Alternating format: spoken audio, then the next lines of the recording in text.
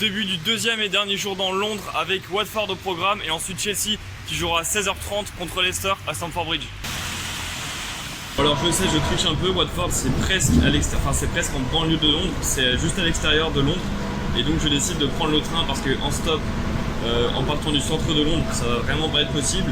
Et en plus il y a le match tout à l'heure à Chelsea cet après-midi, il faut que je revienne dans le centre de Londres, je préfère prendre un bout de train. Au passage on va en profiter pour faire un petit coucou à Wembley.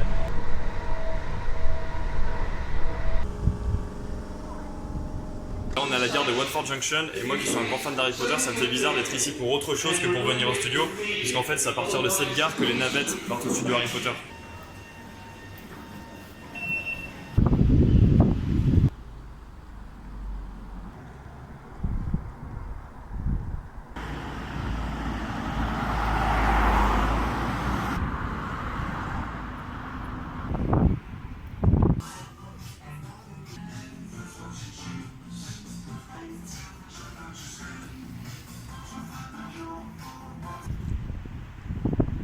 L'anecdote marrante par rapport au club de Watford, c'est que Elton John en est le président à vie, c'est un titre honorifique. En revanche, il a vraiment été propriétaire du club pendant 25 ans. En fait, il est fan de football et il est né à 6 km d'ici, à Pinner. Et il a toujours été très impliqué dans la vie du club. D'ailleurs, le club, il a été créé en 1881 et s'il n'a jamais gagné la Première Ligue, par contre, il a fini deuxième en 83 en étant promu.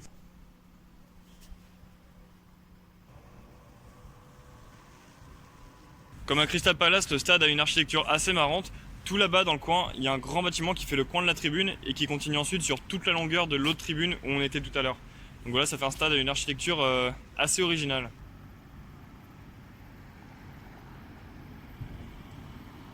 Je suis dans un bar juste en face du Vicarage Road, donc je suis avec David qui est fan de Watford et avec Andy et Chris qui sont fans des deux équipes de Manchester. So Dave, nice to meet you. Basically, how does it feel to be a Watford fan? What do you like in this club? Brilliant, they're brilliant. Well, because you're a local fan also? Yeah, I've been a fan of theirs for 30 odd years now or more. What's your prediction for the season, basically, for Watford? Hopefully better than last season. Top 10. Top 10, yeah, and the FA Cup. Hey, unfortunately, you've had a bad start this year, haven't you? Yeah. On disait que c'est vrai que Watford c'est une équipe qui a réussi à faire des bons débuts de saison sur les deux dernières années, mais qui avait fini au milieu de tableau. So this year you hope to get in the top 10 finally. You've been... Hopefully, yeah. Yeah. Donc on vise le top 10 cette année. And what else? FA Cup? FA Cup or A Cup, yes. Yeah, with the trophy. Yeah. Donc un top 10 en Première Ligue et un trophée en FA Cup ou en EFL Cup. And also one fun fact about the club is that the owner used to be Elton John. How does it feel to have him involved in the club? Great. You like his personality? Mind you, he said he's back now as life chairman, Yeah. but forget the checkbook. He's not paying any more money. Bon, maintenant l'objectif c'est de retourner rapidement vers le centre de Londres. Dans 1h58, coup d'envoi de Chelsea-Leicester à Stamford Bridge. Je suis le mouvement des supporters, mais apparemment on traverse un grand cimetière pour se diriger vers Stamford Bridge. Ça va ?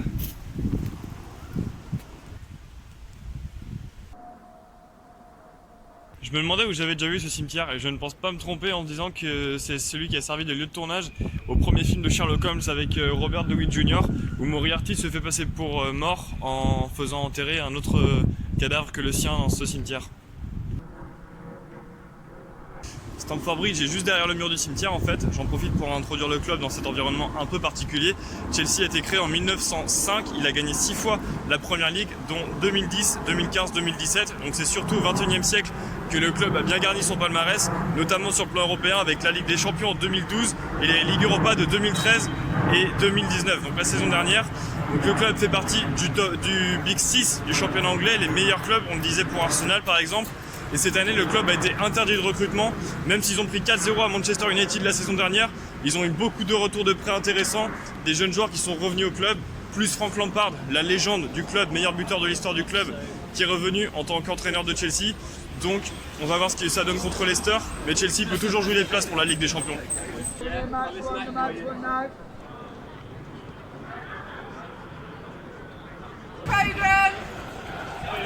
Malheureusement, je ne vais pas pouvoir montrer grand chose de plus sur Stamford Bridge. Pour s'approcher du stade, il faut vraiment avoir les tickets. On ne peut pas passer les barrières de sécurité sans ça. Et en fait, le stade est vraiment logé dans une impasse où il n'y a que 2 accès au niveau des rues. Donc on peut même pas faire le tour à pied.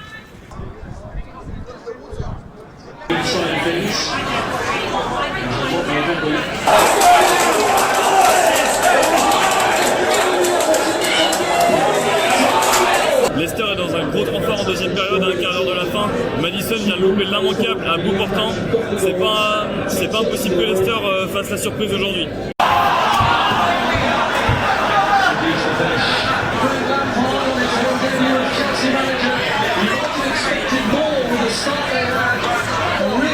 Et voilà, match nul 1 partout entre Leicester et Chelsea. Match nul très frustrant pour les Londoniens qui ont vraiment dominé et maîtrisé la première période.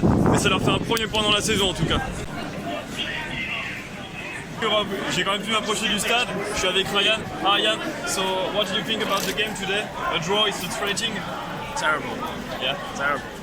But what did you like in the game? Like first half, decent? It was alright first 15 minutes. Yeah. Que le premier quart d'heure qui a été bon. And afterwards? Afterwards, nothing. Yeah. No play. What did you think about Pulisic's first game at Stamford Bridge? Yeah, it was alright. One of the good players? A little bit flary, but other than that, shit team, isn't it? Ok. No team play. Bon là il a vraiment pas aimé l'équipe de Chelsea finalement, même si la première période a été bien. Pulisic, il a quand même plu. What about Abraham? You think you're No winner. Not Yeah. winner. Doesn't want to win the ball. Abraham il a pas l'âme d'un tueur en attaque. So you think you're going to miss a striker all along the season? Donc là le problème sur la saison ça va être attaquant. What about the youth that came back from loans like Mount? What about them? I don't know really. They look alright and then they look bad at the same time, you know. Il y a des joueurs qui arrivent de près, c'était Mount par exemple ou Abraham, qui reviennent de près et il les trouve à la fois talentueux mais peut-être pas encore prêts pour jouer à Chelsea. So predictions for the season? Well, it's in position. The prediction for the season, your position in the table? Fourth. So Champions League. Hopefully. And Champions League this season? What's going on? Quarter-final. It's round 16. Round of 16, that's it. That's it. Ok, donc on vise 4ème place en Ligue des Champions pour aller en Première Ligue et 8ème de finale de Ligue des Champions. Alright, thank you mate. Alright, Enjoy mate. the season, good luck. Players. J'ai pas les mêmes chances qu'hier à Arsenal, même après le match, je peux même pas m'approcher du stade. Donc là, je vais partir vers West Ham et ça va être la fin des stades londoniens après ça. Donc voilà, je suis maintenant au niveau de Stratford. Stratford, c'est un quartier qui a été extrêmement développé à l'occasion des JO 2012, puisqu'il a accueilli le village olympique ainsi que la construction du stade olympique qui a servi aux JO donc, et qui sert maintenant de stade à l'équipe de West Ham. On va le voir tout à l'heure, donc West Ham évoluait avant dans l'Upton Park, qui était un stade de 35 000 places, et en 2016, il s'est déplacé dans le stade olympique qui a été rebaptisé London Stadium. Et donc on va le voir, il est encore à côté de toutes les infrastructures importantes des JO de 2012.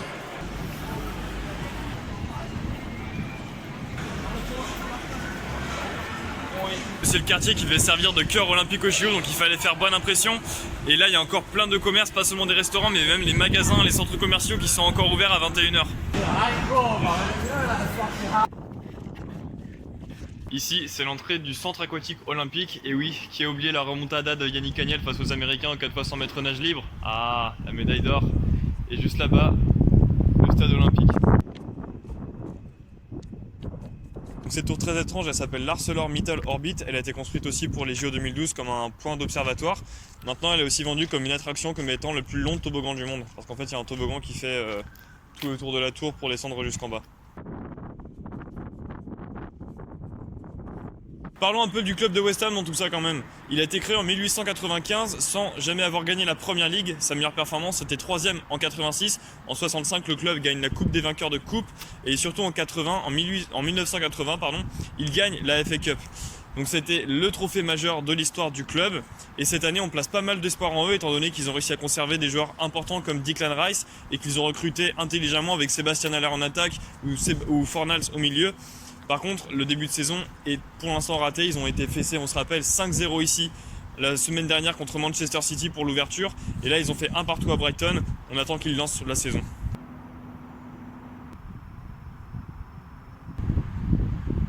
voilà, je commence à partir de Stratford et de l'Olympic Park. Malheureusement, j'ai pas pu trouver de fans de West Ham. C'est vrai qu'il est un peu tard et les gens qui se baladent ici en fait sont pas forcément du coin. Je suis tombé sur des fans d'Arsenal, mais les fans de West Ham, j'ai pas eu de réussite. Sans transition, pour partir de Londres, je suis arrivé du côté de Milton Keynes chez des amis. Voilà, tout ça pour dire que c'est fini pour les clubs de Londres. Les prochains à attaquer, ce sera ou Norwich ou Leicester. Je vais voir par quel côté je vais commencer. En tout cas, c'est fini pour cet épisode. À demain.